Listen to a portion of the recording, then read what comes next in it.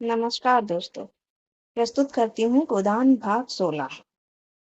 राय साहब को खबर मिली कि इलाके में एक वारदात हो गई है और होरी ने गांव के पंचों ने जुर्माना वसूल कर लिया है, तो फौरन नोखीराम को बुलाकर जवाब तलब किया। क्यों उन्हें इसकी इत्तला नहीं दी गई? ऐसे नमक हराम दगाबाज आदमी के लिए उनके दरबार में जगह नहीं है।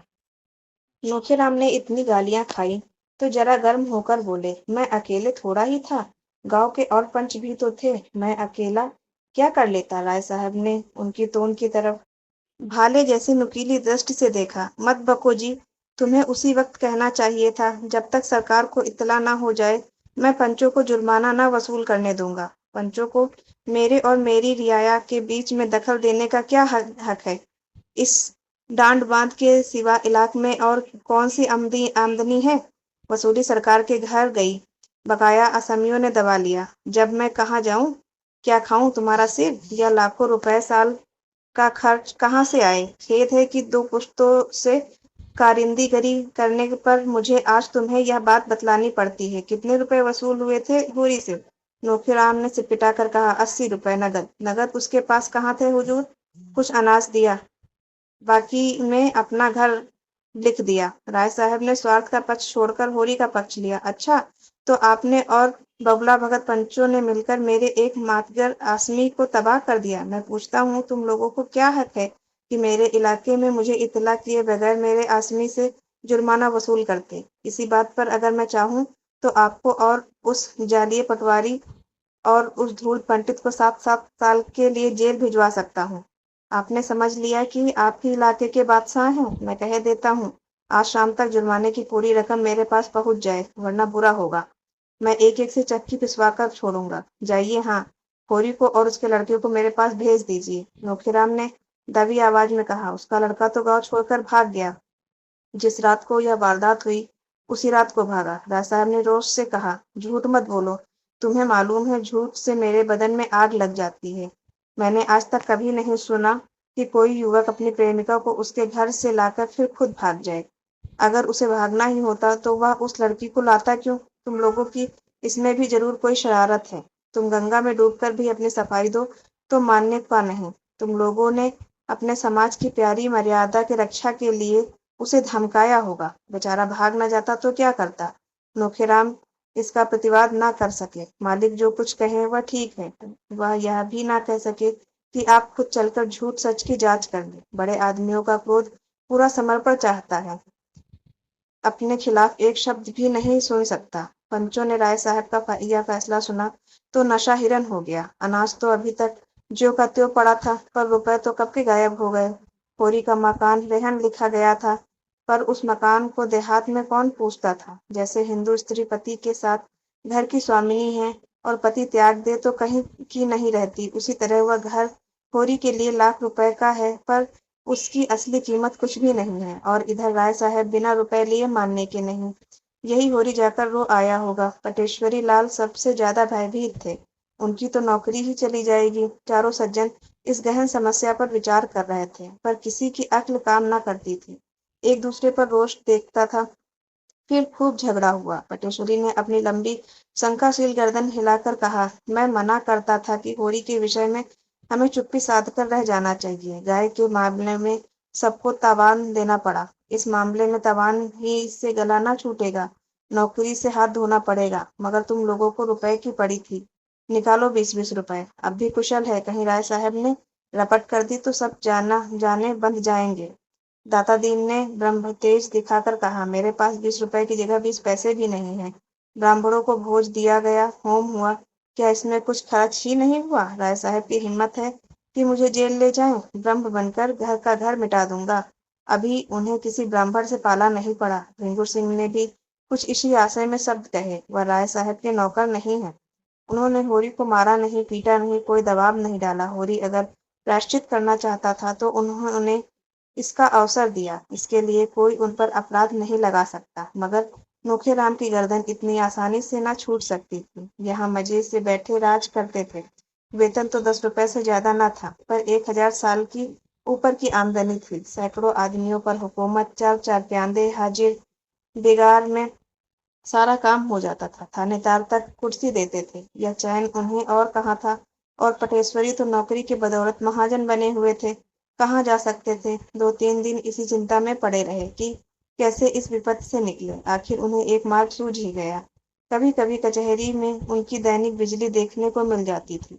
यदि एक गुमनाम पत्र उसके संपादक की सेवा में भेज दिया जाए कि राय साहब किस तरह आसामियों से जुर्माना वसूल करते हैं, तो बच्चा को लेने देने पड़ जाएं। नोखेराम भी सहमत हो गए। दोनों ने मिलकर किसी तरह एक पत्र लिखा और रजिस्ट्री भेज दिया। संपादक ओंकारनाथ, जो ऐसे पत्रों की ताक में रहते थे, पत्र पाते ही तुरंत राय साहब को सूचना दी। उन्हें एक ऐसा समाचार मिला है जिस पर विश्वास करने की उनकी इच्छा नहीं होती, पर संवाददाता ने ऐसे प्रमाण दिए कि सहसा अविश्वास भी नहीं किया जा सकता।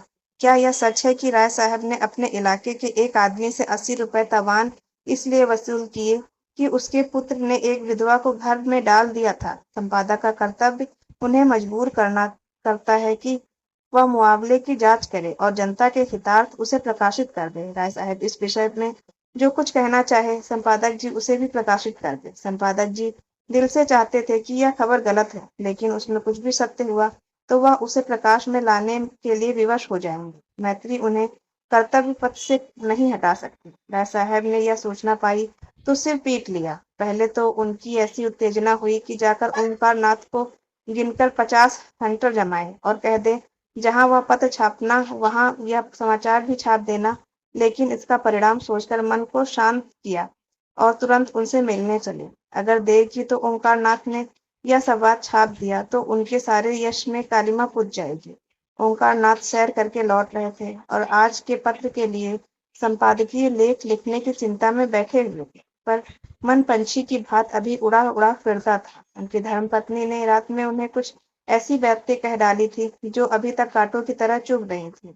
उन्हें कोई दरिद्र कह ले, अभागा कह ले, बुद्धू कह ले, वह जरा भी बुरा ना मानते थे, लेकिन यह कहना कि उनमें फुर्सत तो नहीं है, यह उनके लिए असह्य था।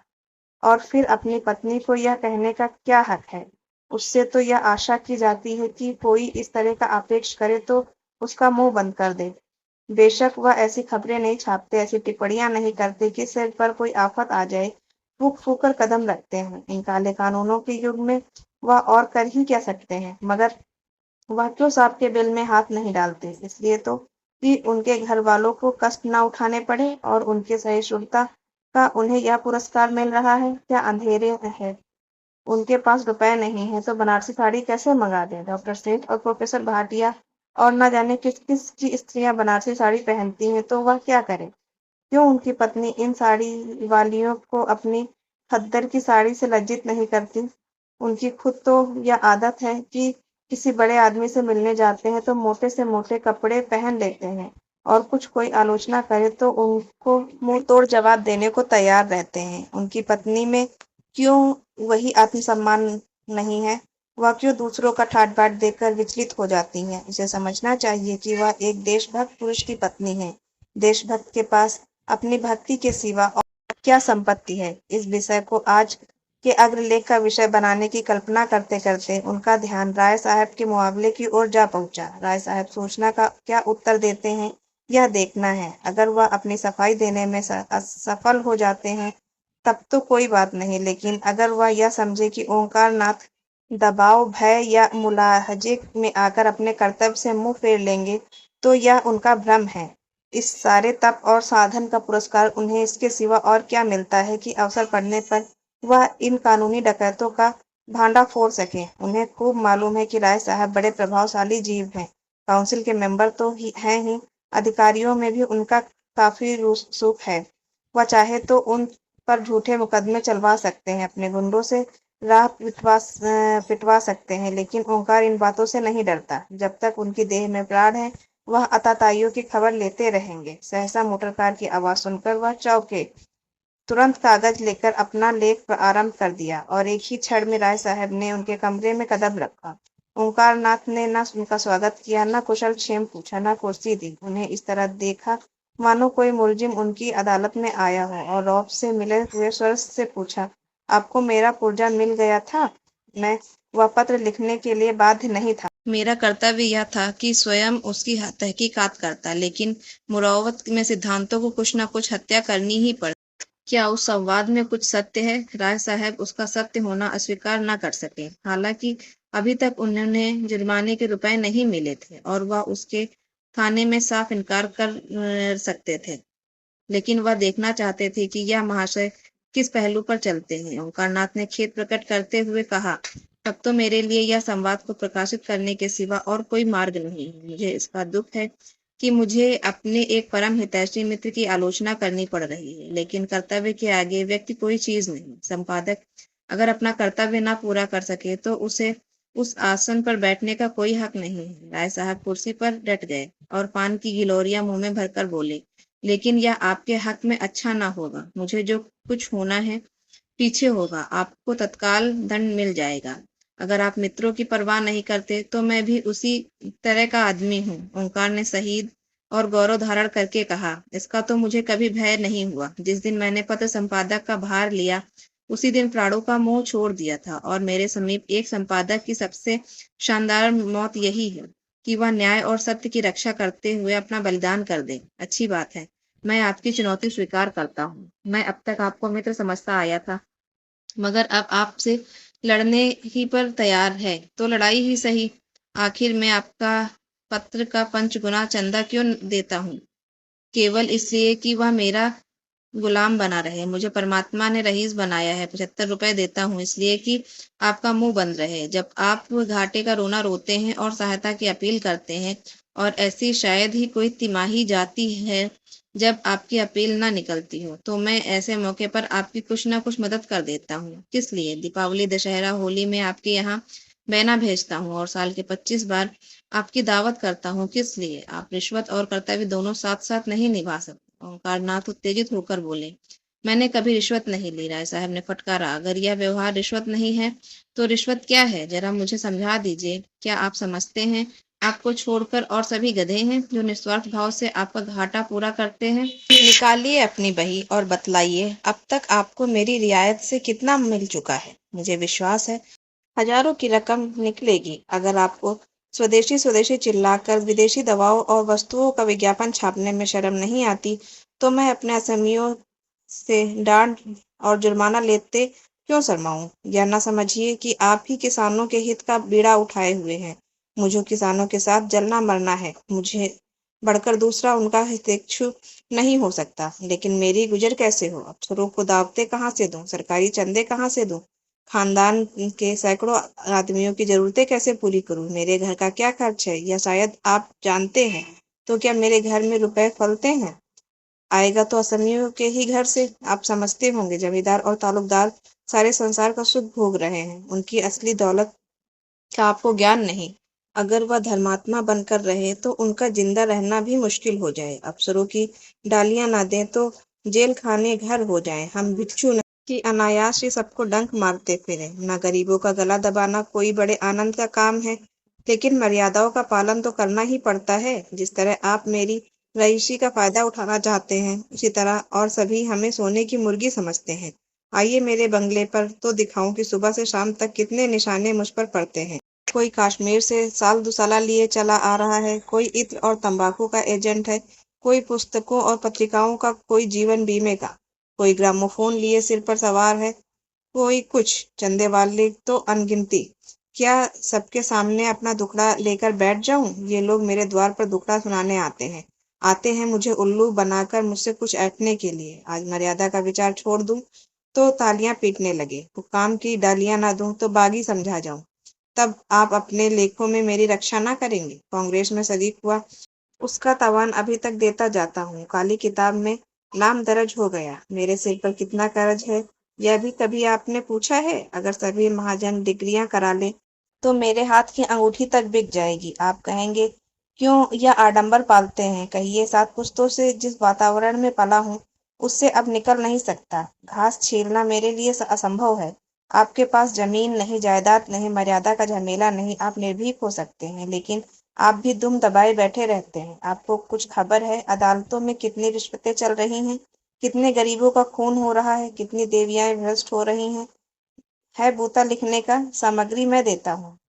प्रमाण सहित। ओंकारनाथ कुछ नर्म होकर बोले, जब कभी अवसर आया है मैंने कदम पीछे नहीं हटाया। राय साहब भी कुछ नर्म हुए। हाँ, मैं स्वीकार करता हूँ कि आप दो एक मौके पर आपने जवामर्दी दिखाई है, लेकिन आपकी निगाह हमेशा अपने लाभ की ओर रही है, प्रजाहित की ओर नहीं।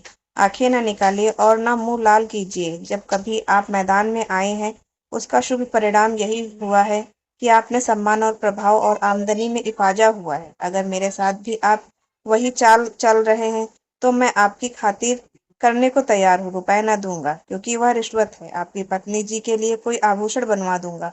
है मंजूर? आप मैं आपसे सत्य कहता हूँ कि आपको जो संवाद मिला वह गलत है, मगर यह भी कह देना चाहता हूँ कि अपने और सभी भाइयों की तरह मैं असमियों से जुर्माना लेता हूँ और साल में 10-5 हजार मेरे हाथ लग जाते हैं। और अगर आप मेरे मुंह से यह कौर छीनना चाहेंगे तो आप घाटे में रहेंगे। आप भी संसार में सुख से रहना चाहते हैं, मैं भी।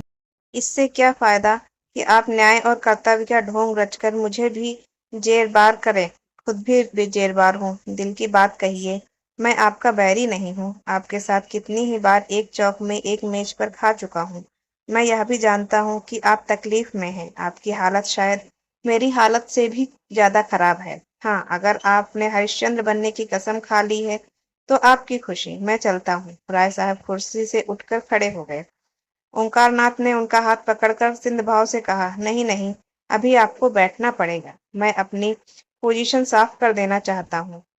आपने मेरे साथ जो सलूक किए हैं उनके लिए मैं आपका आभारी हूँ, लेकिन यहाँ सिद्धांत की बात आ गई है और आप जानते हैं सिद्धांत प्राणों से भी प्यारे होते हैं। राय साहब कुर्सी पर बैठकर जरा मीठे स्वर में बोले, अच्छा भाई, जो चाहे लिखो, मैं तुम्हारे सिद्धांत को तोड़ना नहीं चाहता। और तो क्या होगा, बदनामी होगी। हाँ, कहाँ तक नाम के पीछे पीछे मरूं। कौन ऐसा ताल्लुकेदार है जो असमियों को थोड़ा बहुत नहीं सताता। कुत्ता हड्डी की रखवाली करे तो खाए क्या। मैं इतना ही कर सकता हूँ कि आगे आपको इस तरह की कोई शिकायत ना मिलेगी। अगर आपको मुझ पर कुछ विश्वास है तो इस बार क्षमा कीजिए। किसी दूसरे संपादक से मैं इस तरह की खुशामद ना करता, उसे सरे बाजार पिटवाता, लेकिन मुझसे आपकी दोस्ती है, इसलिए दबना ही पड़ेगा। यह समाचार पत्रों का युग है। सरकार तक उनसे डरती है, मेरी हस्ती क्या। आप जिसे चाहे बना दें। खैर, यह झगड़ा खत्म कीजिए। कहिए आजकल पत्र की क्या दशा है, कुछ ग्राहक बढ़े? ओंकारनाथ ने अनिच्छा के भाव से कहा, किसी न किसी तरह काम चल रहा है और वर्तमान परिस्थिति में मैं इससे अधिक आशा नहीं रखता। मैं इस तरह धन और भोग की लालसा लेकर नहीं आया था, इसलिए मुझे शिकायत नहीं है। मैं जनता की सेवा करने आया था और वह यथाशक्ति किए जाता हूँ। राष्ट्र का कल्याण हो, यही मेरी कामना है। एक व्यक्ति के सुख दुख का कोई मूल्य नहीं। राय साहब ने जरा और सहृदय होकर कहा, यह सब ठीक है भाई साहब, लेकिन सेवा करने के लिए भी जीना जरूरी है। आर्थिक चिंताओं में आप एकाग्रचित होकर सेवा भी तो नहीं कर सकते। क्या ग्राहक संख्या बिल्कुल नहीं बढ़ रही है? बात यह है कि मैं अपने पत्र का आदर्श गिराना नहीं चाहता। अगर मैं आज सिनेमा स्टारों के चित्र और चरित्र छापने लगूं तो मेरे ग्राहक बढ़ सकते हैं, लेकिन अपनी तो वह नीत नहीं। और भी कितने ही ऐसे हथकंडे हैं जिनसे पत्रों द्वारा धन कमाया जा सकता है, लेकिन मैं उन्हें गैर समझता हूँ। इसी का यह फल है कि आज आपका इतना सम्मान है। मैं एक प्रस्ताव करना चाहता हूँ, मालूम नहीं आप इसे स्वीकार करेंगे या नहीं। आप मेरी ओर से 100 आदमियों के नाम फ्री जारी कर दीजिए, चंदा मैं दे दूंगा। ओंकारनाथ ने कृतज्ञता से सिर झुकाकर कहा, मैं धन्यवाद के साथ आपका दान स्वीकार करता हूँ। खेद यही है कि पत्रों की ओर से जनता कितनी उदासीन है। स्कूल और कॉलेजों और मंदिरों के लिए धन की कमी नहीं है, पर आज तक एक भी ऐसा दानी ना निकला जो पत्रों के प्रचार के लिए दान देता हो। हालांकि जन शिक्षा का उद्देश्य जितने कम खर्च में पत्रों से पूरा हो सकता है और किसी तरह नहीं हो सकता। जैसे शिक्षालयों और संस्थाओं द्वारा सहायता मिला करती है, ऐसे ही अगर पत्रकारों को मिलने लगे तो इन बेचारों को अपना जितना समय और स्थान विज्ञापनों की भेंट करना पड़ता है वह क्यों करना पड़े। मैं आपका बड़ा अनुग्रहित हूँ। राय साहब विदा हो गए। ओंकारनाथ के मुख पर प्रसन्नता की झलक न थी। राय साहब ने किसी तरह की शर्त न की थी, कोई बंधन न लगाया था, पर ओंकारनाथ आज इतनी करारी फटकार पाकर भी इस दान को स्वीकार न कर सके। परिस्थिति ऐसी आ पड़ी थी कि उन्हें उबरने का कोई उपाय भी ना सूझ रहा था। प्रेस के कर्मचारियों का 3 महीने का वेतन बाकी पड़ा हुआ था। कागज वाले के 1,000 से ऊपर आ रहे थे। यही क्या कम था कि उन्हें हाथ नहीं फैलाना पड़ा। उनकी स्त्री गोमती ने आकर विद्रोह के स्वर में कहा, क्या अभी भोजन का समय नहीं आया? या यह भी कोई नियम है कि जब तक 1 न बज जाए जगह से ना उठो, तब तक कोई चूल्हा अगोरता रहे? ओंकारनाथ ने दुखी आंखों से पत्नी की ओर देखा। गोमती का विद्रोह उड़ गया। वह उनकी कठिनाइयों को समझती थी। दूसरी महिलाओं के वस्त्राभूषण देखकर कभी कभी उसके मन में विद्रोह के भाव जग जग उठते थे और वह पति को 2-4 जली कटी सुना जाती थी। पर वास्तव में यह क्रोध उनके पति नहीं, अपने दुर्भाग्य के प्रति था। और इसकी थोड़ी सी आँच अनायास ही ओमकारनाथ तक पहुंच जाती थी। वह उनका तपस्वी जीवन देखकर मन में कुढ़ती थी और उनसे सहानुभूति भी रखती थी। बस उन्हें थोड़ा सा सनकी समझती थी। उनका उदास मुंह देखकर पूछा, क्यों उदास हो? पेट में कुछ गड़बड़ है क्या? ओमकारनाथ को मुस्कुराना पड़ा। कौन उदास है? मैं? मुझे तो आज जितनी खुशी है उतनी अपने विवाह के दिन भी ना हुई थी। आज सवेरे 1500 की बोहनी हुई, बिना भगवान का मुंह देखे। गोमती को विश्वास ना हुआ, बोली, झूठे हो, तुम्हें 1500 कहाँ मिल गए? हाँ, 15 रुपए कहो, मान लेती हूँ। नहीं नहीं, तुम्हारे सिर की कसम, 1500 मारे।